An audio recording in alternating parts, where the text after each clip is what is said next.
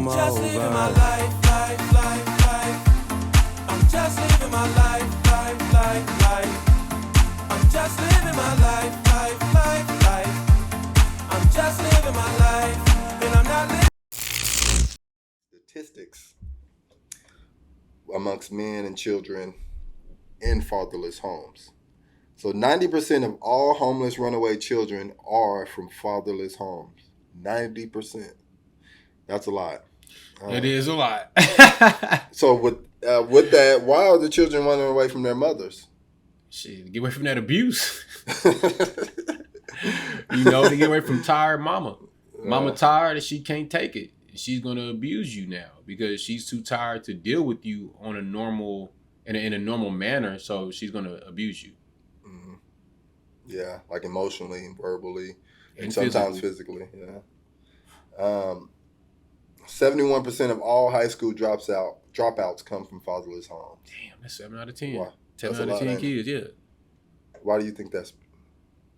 I mean, well, it's easier to do that around mama. You can get away with more. Mama's gonna be like, oh, it's my baby. Some mothers call their kids babies until they fully grown people. And while they're grown. You know what I'm saying? And if you look at a grown teenage child like he's your baby, and I'm just speaking on a personal perspective, because I could have dropped out of school and my mama probably wouldn't have known it. She probably wouldn't have known it. And it's not that secondary parent or just second parent that'll say, hey, have you checked on the boys' grades? It's nobody else there to say that. So it's easier in that sense for kids, especially young men, to get away with stuff around their mother when they're with their mother by themselves. And I add my 2 cents into that. I think that having a father around, as someone who got a father around, I think that there's much more structure and discipline in the home, and you're less likely to do these things. And my father didn't have to whoop us or beat us. That was something my mother was more likely to do. But I was more likely to get in trouble with her just around. I wasn't afraid of her disciplinary actions. But my dad just had to speak. And I just knew. It was just his presence was like, I need to take my butt to school. There's going to be an issue if I don't. And it was just much more structure, even from him being home or being at work. Him being at work, we feel like we can get away with more. Him being at home, we was more on our P's and Q's.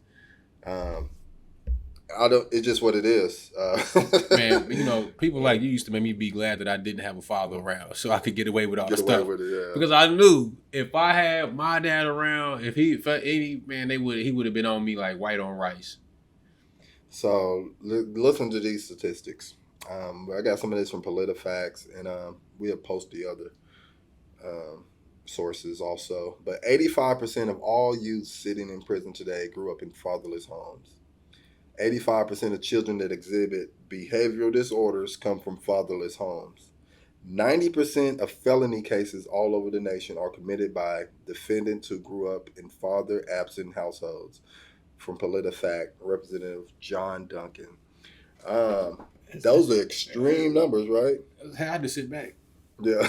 That's kind of heavy, cuz. It's kind of heavy, man. Like, do y'all see what the damage of that is of not having a father around? And that's why we asked the question in episode 81, are black dads important to the black community?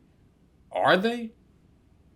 Because it just seemed like, a black dad, it ain't nothing unless you rich. And even then, if you ain't spending the money how they say you should spend the money, they still don't respect you. So it's just like, man, why do we not value fathers in the black community? Sandwich with the wrong side of the bread.